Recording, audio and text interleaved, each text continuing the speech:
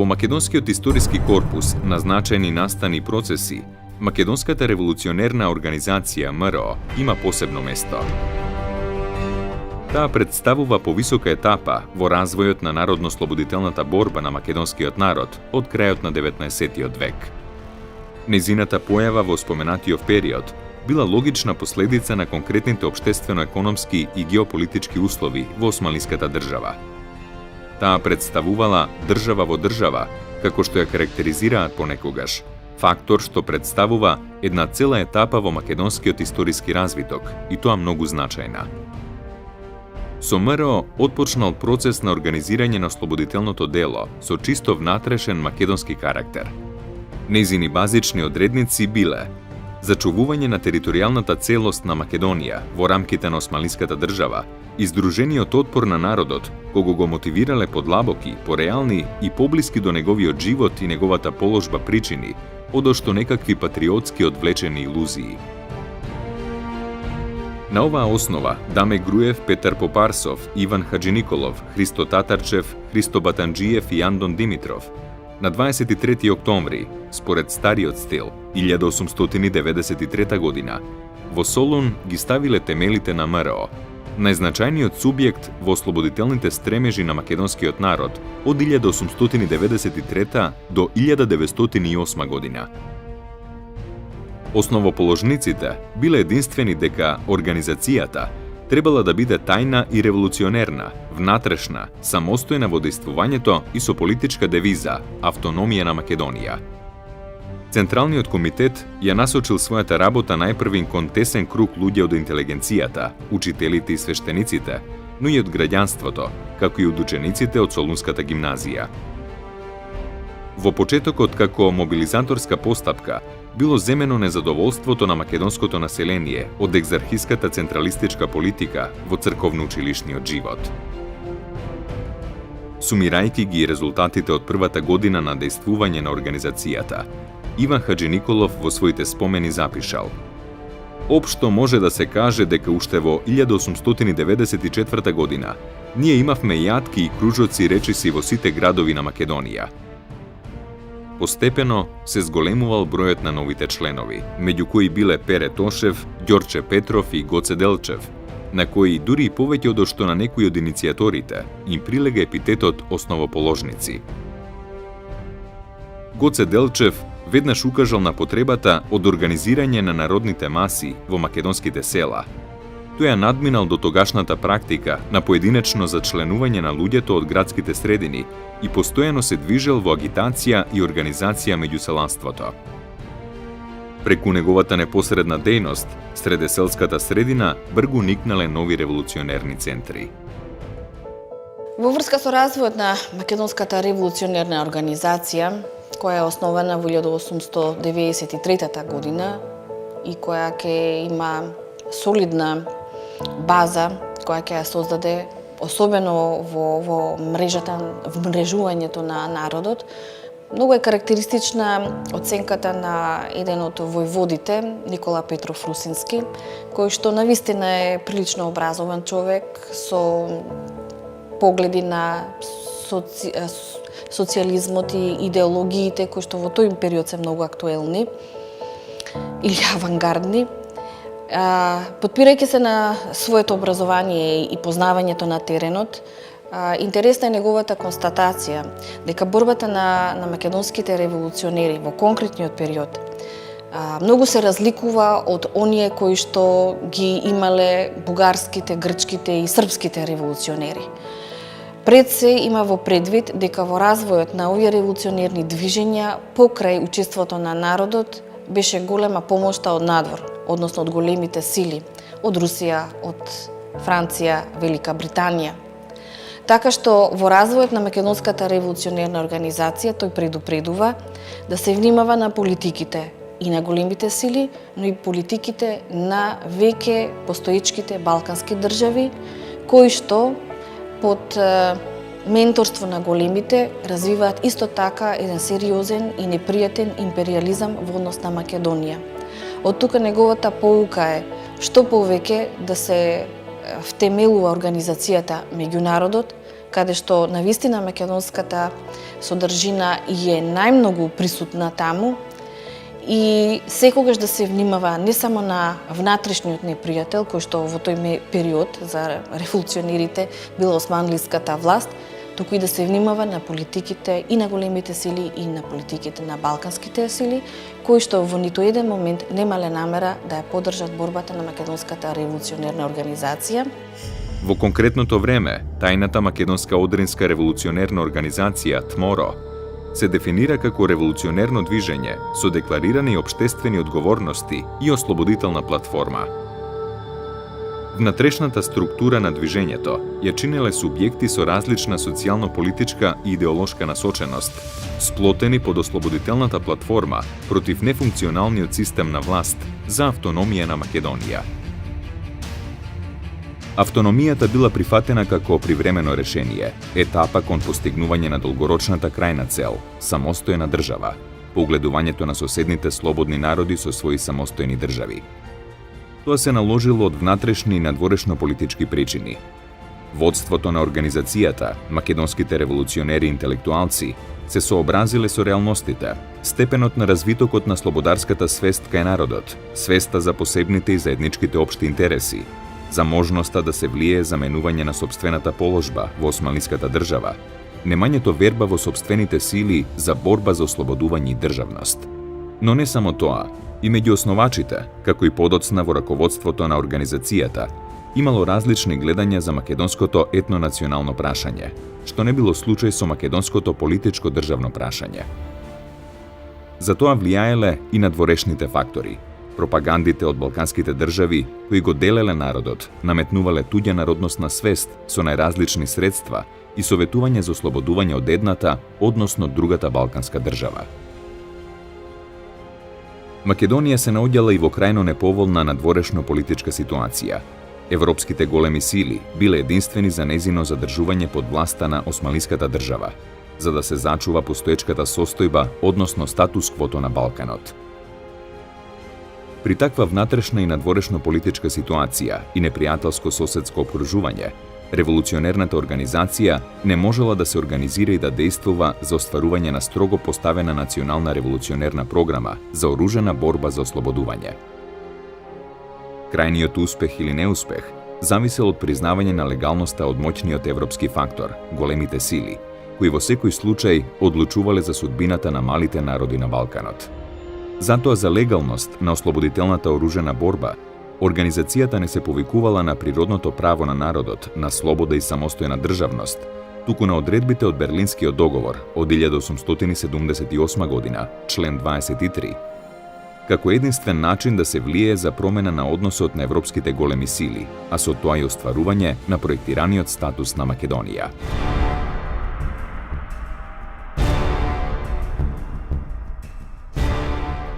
Во револуционерната политичка програма за создавање автономна држава Македонија, усвоена при основањето на организацијата, вградена во Уставот од 1894 година и доградена со новиот Устав од 1896 година, било зацртано да се остварува изградување народно единство, сплотување во една целина, член 1 од Уставот, со придобивање, организирање и обединување на сите незадоволни елементи во борбата за ослободување на земјата и врз таа основа да се врши хомогенизирање. Така организирана, револуционерната организација се изградувала и прераснала во моќно сенародно ослободително движење со девизата Македонија на македонците. Тоа влијаело на јакнење на сознанието на македонското население, поделено со припадноста на различни цркви, Грчката цариградска патријаршија, односно на Бугарската екзархија, за посебноста на интересите и потребата од организирана заштита од жестокиот терор на султанскиот апсолутистички режим и муслиманскиот фанатизам. Зошто еден дел ја прифати организацијата, зошто еден дел од немакедонското население покажуваше целосна индиферентност кон организацијата, а пак трет дел покажуваше отворено непријателство кон неа, мора од една страна да ја имаме предвид етничката мапа на Османлиска Македонија, а од друга страна османлискиот милет систем. На оваа територија, освен македонци, живеат турци, албанци, власи, евреи, роми и грци, кои што сите заедно не беа во мал број. Од друга страна, во Османлиската империја народите беа делени според нивната конфесионална припадност, а не според нивната етничка припадност. Од тука припадноста кон црквата значеше истовремено и етничка припадност, така да кажеме. Со оглед на тоа што во Османлиската империја немаше македонска црква и македонски институции, македонското население, како впрочем и другото христијанско население, беше делено според црквата на која што и припаѓа. До 1870 година сите христијани и припаѓа на Цариградската патриаршија, која што особено по создавањето на грчката држава доби еден грчки колорит и стана предводник на грчката национална политика кон Македонија. Во 1870 година со формирањето на бугарската екзархија, дел од македонското население, пред се поради поблискиот бугарски јазик во споредба со грчкиот јазик, ја прифати бугарската екзархија. Токму основачите на Македонската револуционерна организација и првите нејзини членови од црковен аспект припаѓа кон екзархијата. Значи во тој контекст борбата на македонскиот народ се води против во исто време кога се води таа изградба на македонскиот национален идентитет, тој се студира со ривалските пропаганди, со ривалските национални идеи на соседните народи и на соседните држави. Во оној момент кога во Македонија започнале тие идеи за создавање на нација, на национални изградба на свест за посебност во однос на другите народи, веќе другите соседните народи имале изградено некоја во напредна фаза на својата национална изградба. И не само тоа, туку тие и нивните држави веќе имале претензии спрема територијата на Македонија и спрема македонскиот народ. Со тоа значи почнува поделбата на територијата, со тоа започнува поделбата на народот. И од каде по мене потекнува прашањето што си грк, бугарин или србин. Затоа што секој град, секој село подпаднало, да кажеме, некој под екзархијата, некој под патриаршијата. Луѓето во тоа време се уште биле цврсто врзани за црквата, религијата, верата и нормално тие што влегувале во екзархиските цркви ги нарекувале вие сте екзархисти, патриаршисти, потоа србомани и така натаму. Меѓутоа со уставот од 1897 година, подготвен од Гоце Делчев и Ѓорче Петров, широко беа отворени вратите и за останатите народи во Македонија, односно сите оние незадоволни елементи кои што можеа веќе да и се приклучат на македонската организација. Делчев, уште со влегувањето во организацијата, есента 1894 година, внесол радикални промени во дејствувањето и изградувањето на организацијата. Верба во народот, негово масовно организирање. Само така можеле да се надминат поделбите, да се создаде и зацврсти единството за успех на ослободителното дело. Тоа било вградено и во Уставот од 1896 година, како уставна обврска за дејствување на организацијата, односно во членот 3, во кој стои дека за постигнување на целта, организацијата се бори за отстранување на шовинистичките пропаганди и националните расправии кои го цепат и омалодушуваат населението во неговата борба против општиот непријател. Единство што се градело со воспоставувањето и јакнењето на структурирани органи и вооружени сили на организацијата со моќ да заштитува. Народот, кој се почувствувал заштитен, незината власт ја признавал, ја прифаќал како своја народна револуционерна власт. Револуционерната организација во предилинденскиот период, со трансформирањето во тајна држава во државата, со градењето на единство на народот, со борба за автономна држава Македонија, ја јакнала свеста за посебноста, за македонската посебност, а со тоа најнепосредно влијаела врз развивањето на македонската нација. Но не претендирала да се постигне до завршувањето на борбата за ослободување на земјата. Останувало по ослободувањето во слободна Македонија, македонската држава преку незините институции да го доврши формирањето на македонската нација.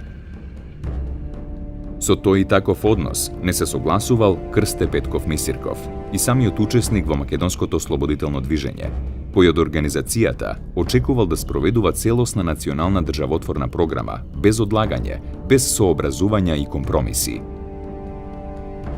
Раководителите на организацијата, вели тој, може би си мислат дека прашањето за народноста на македонците е второстепено прашање и лесно ќе се разјасни со ослободувањето на Македонија. Народот верувал во својата организација, ја следел и под незино водство востанал, масовно како еден, да се бори за отстранување на власта на османлиската држава и создавање своја самостојна држава Македонија. Просто немаше крај во Македонија каде што организацијата не беше структурирана и таа извршуваше функции на власт. Таа ги решаваше проблемите, таа ги заштитуваше со своите чети населението. Дури до фаза имаше кога во одреден период дури муслиманите во споровите со македонците се судеа кај револуционерните судови. И сега во една таква констелација се подготви терен. Имаше две стратегии кај нашето движење. Едната го целата стратегија, дека вака понатаму треба да се изградува организацијата и таа да го обединуваат народот, да функционира, да почувствува, и како што е почувствувала силата, моќта на организацијата, населението, дури некои дипломати, па и бугарски трговски агенти или агентите во Македонија тврдат дека сега, пред Илинденското востание, дека народот, населението повеќе верува во силата на организацијата отколку во државата, османлиска држава. Значи, тоа требаше да биде постојано со активно дејствување на мобилните сили, да се истрошуваат силите на организацијата, да се дезорганизира османлиска држава и на тој начин да се создаде една состојба во Македонија која што ќе ги присили големите сили да интервенираат во Македонија и да ја присили османлиска држава да даде автономија на бунтовната провинција. Другата стратегија која што повеќе беше наметнувана од оние, така да речеме, другиот фактор во македонско движење или надворешниот условно врховистите или врховистичката организација во Македонија, беше да се издейства што побрзо масовно ослободително востание, на тој начин да се предизвика сериозна криза и кога ќе се предизвика таква криза да интервенира големите или да интервенира и Бугарија да се замеша во војната или да интервенираат големите сили и на тој начин да се решава македонското прашање. Иван Хаджи Николов, еден од основачите на организацијата, запишал: "Цела Македонија, како еден човек со трогнувачка еднодушност тргна по нас. Ни ја даде сета своја поддршка и својата морална верба." За време на Илинденското востание, на слободната и на целата територија контролирана од востаничките оружени сили, народот се здобил, иако за кусо време, со толку посакуваната целосна слобода. На дело согледал дека може самостојно да се бори и избори во поповолни околности за свое ослободување и своја држава. Воениот пораз не го поколебал во неговата решеност за остварување на илинденскиот идеал. Револуционерната организација и Илинденската револуција вградиле трајна историска свест кај македонскиот народ за себе, за своето самопостоење, за својата иднина како народ способен да се избори за своето ослободување и да се вброи во редот на слободните државотворни народи. Била поставена цврстата основа на македонската нација. Во исто време со дејствувањето на револуционерната организација за развивање на слободарскиот дух и јакнење на народносната свест за посебноста на Македонија, дејствувале и придонесувале и организираните македонски групи, друштва и организации надвор од земјата, како дел од целината на македонското ослободително движење. Македонските револуционери социјалисти во својата програма од 1895 година објавиле дека ослободувањето на Македонија е дело на самите македонци. Затоа било потребно народот да се подготвува со систематска пропаганда за самостојна борба за ослободување на Македонија, со крајна цел самостојна држава со демократско внатрешно уредување, независна Македонска република. Ако ние македонците сакаме да се спасиме од беззаконијата што ги врши турската власт врз нас, засега треба да бараме политичка автономија. За да може да се поддржува борбата, Македонија треба да се ослободи од шовинистичките пропаганди што денес го задушуваат важното прашање – политичкото ослободување. Ке имала решавачко влијание и за демократизирање на балканските држави, отворање на процес за зближување и сојузување во Балканска федерација. Македонските револуционери социјалисти во мај 1896 година на јавна манифестација развиориле македонско црвено знаме од најубава црвена коприна со срма од најчисто злато, со пароли на едната страна «Ослободувањето на Македонија е дело на македонците», а од другата страна «Македонија е на македонците». И нивниот весник «Политичка слобода» пишувал дека политичката слобода на секој народ е првиот услов за натамошен развиток, народот да оди по стапките на цивилизацијата и прогресот. За слободата можел и морал самиот да се избори и да ја чува.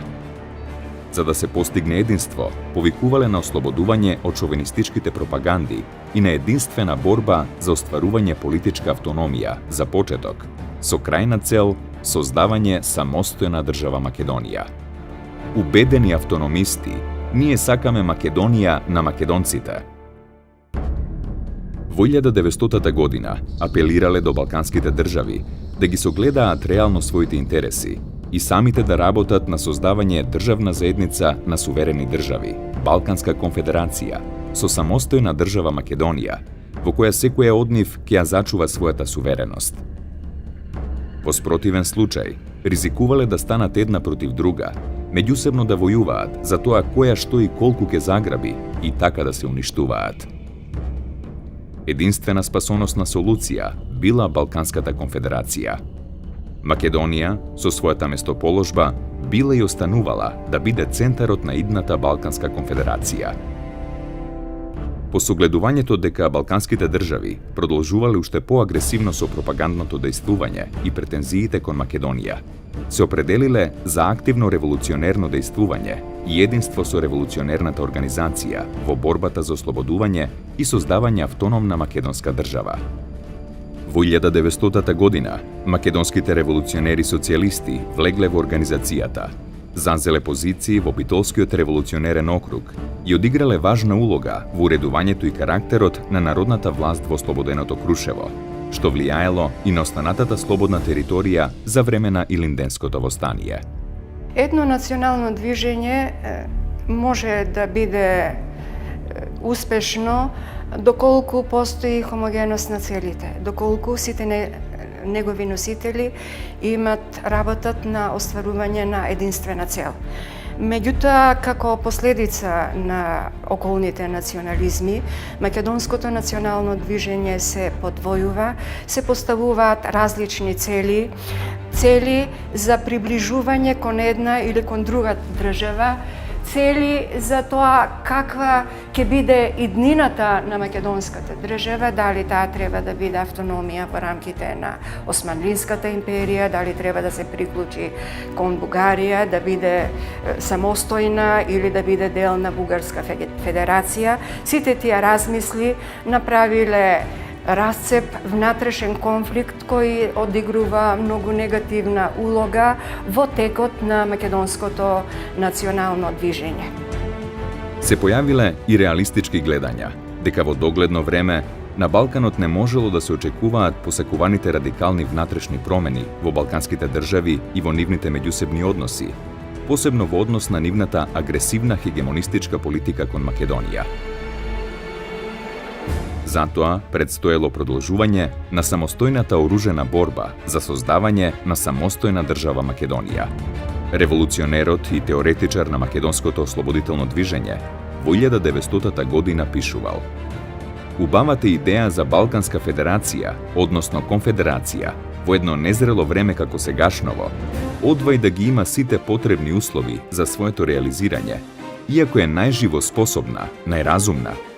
Затоа, единственото решение за македонското прашање било слободна Македонија, одделна, независна од никого, целосно самостојна држава." Македонскиот револуционерен комитетски сојуз, кој што се пројавил во годините од 1899 до 1901, повикувал на борба за остварување на посебните интереси на Македонија, но бил категорично против автономијата, а за создавање на самостојна суверена држава Македонија, чија сувереност ќе се заснова на сувереноста на народот. Обединет, ослободен со револуционерна борба во своите природни граници, македонскиот народ ќе можел да ги посвети сите своји грижи исклучиво на внатрешното уредување на државата и на својот развиток.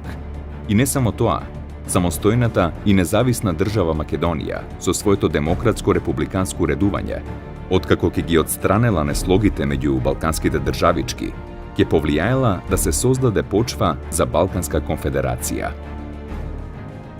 Во тие државни рамки се обезбедувал слободен, мирен, прогресивен развиток не на државите, туку на народите на Балканскиот полуостров. Во 1902 година, македонските интелектуалци во Белград, групирани околу весникот Балкански гласник, на неговите страници ја афирмирале посебноста на македонскиот народ, на неговите интереси и стремежи и посебноста на македонскиот јазик. Од таа позиција се обраќале кон народот и сите македонци со повик на борба за ослободување и создавање на самостојна држава Македонија, дело на сите македонци.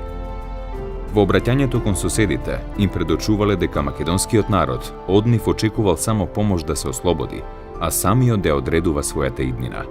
Тие да се откажат од претензиите, да го запрат действувањето на своите пропаганди за делење на народот, да ја признаат неговата посебност и посебноста на јазикот, словено-македонскиот дијалект, да се застапат на Македонија да й се даде автономија. Автономна Македонија, разбрана како самостојна држава, ќе послужила како врска за нивно обединување и неутрална Балканска федерација, составена од Србија, Бугарија, Црнагора и Македонија, а може би и во верска алијанса. Според тоа од Македонија, од решавањето на македонското прашање, зависело дали тие држави ќе оделе кон пријателство и сојузување или кон непријателство. Во поддршка и материјално помагање на револуционерната организација сооружена борба да се избори за создавање автономна држава Македонија и афирмирањето на македонската национална посебност, активна дејност развиле тајните македонски кружоци во Русија, организирани во Сојуз во 1902 година, раководен од Централно биро со седиште во Петроград. Посебно вредна за развивањето на македонската национална свест и за афирмирањето на македонската национална посебност и во пошироката јавност, била дејноста на легалното македонско научно-литературно другарство во Петроград, основано пред крајот на 1902 година.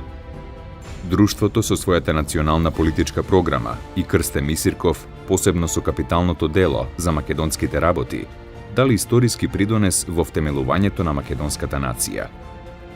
Петроградското друштво во објавениот меморандум од 12 ноември 1902 година повикувало за поддршка на борбата на македонскиот народ за слобода, за создавање самостојна македонска национална држава во незините географски и етнички граници, гарантирана од европските големи сили и самостојна македонска црква.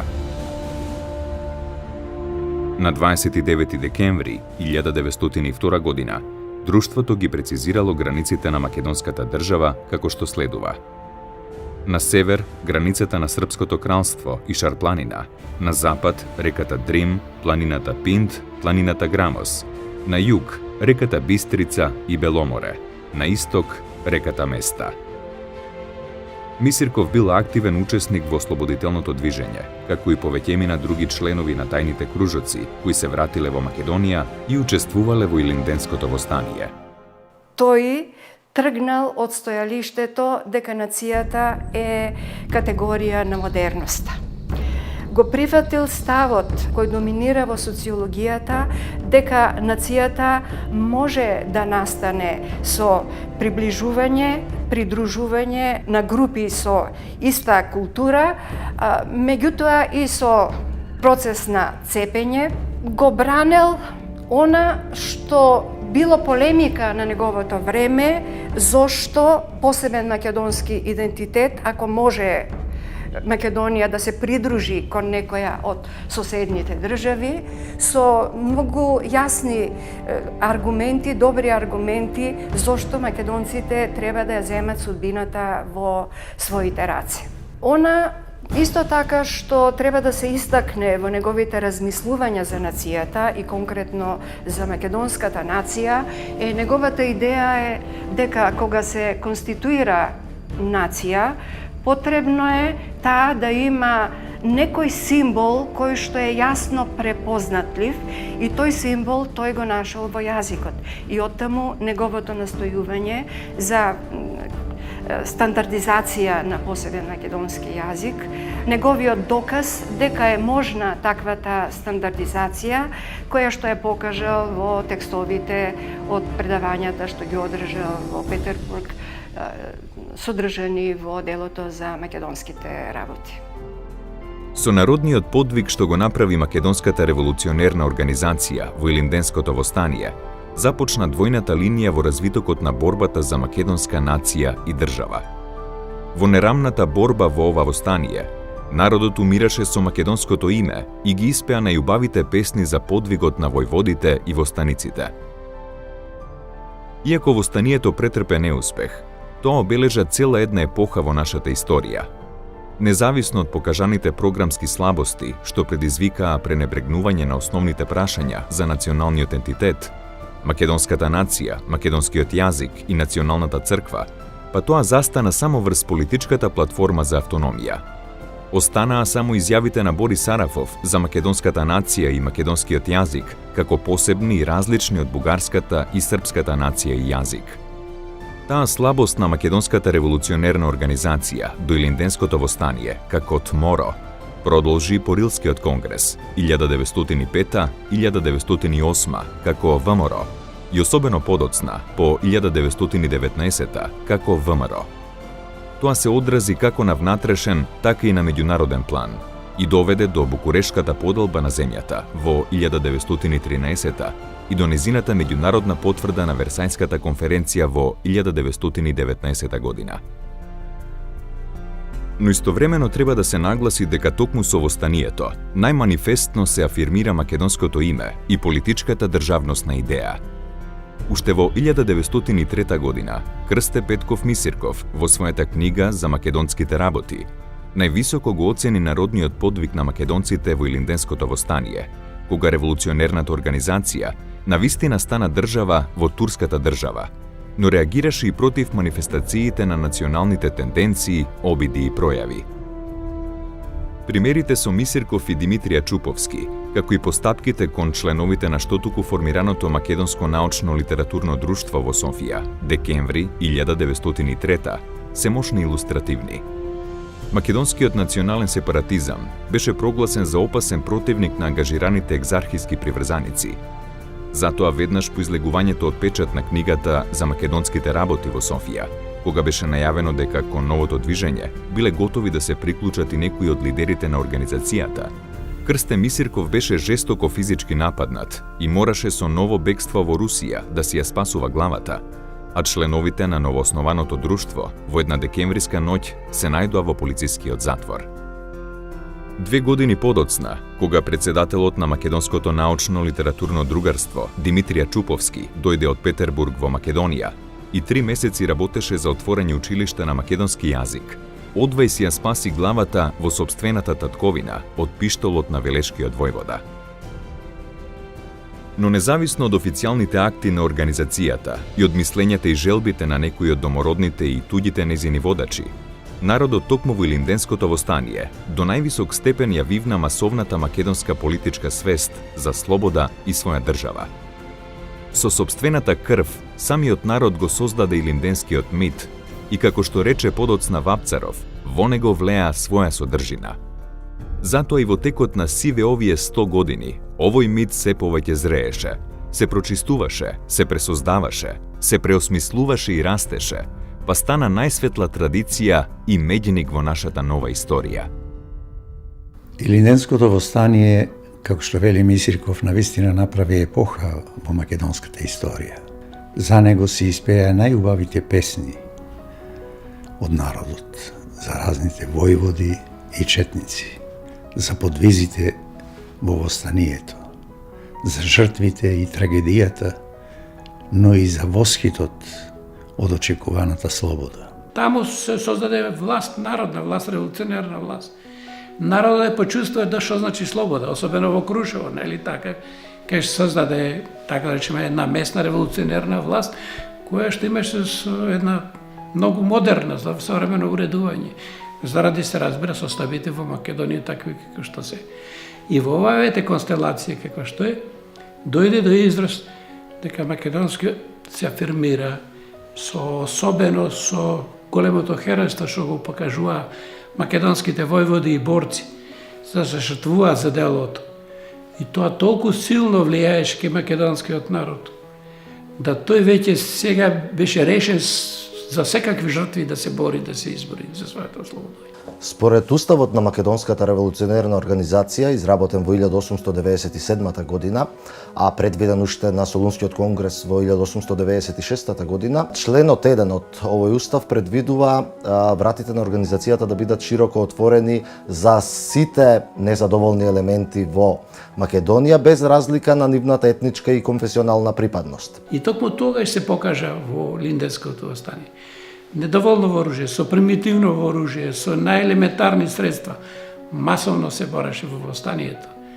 И на тој начин кај него се создаде убедување дека не е точно дека не може. Тој има сили и ќе, ако не, како се вика во овој фаза, во следната фаза ќе може да се избори за својата слобода и создавање своја држава. И на тој начин, еве, така се градеше тоа свест, тоа чувство и за посебните интереси, економски, социјални и така натаму, кај населението земјоделско, прашањето на земјата и така натаму, но истовремено чувството за припадност кон Македонија, дури рекоме и на народностите, како што беа, ете, посебно власите, и на тој начин веќе се направи историски пресврт во свеста на македонскиот народ. Веќе назад немаше враќање.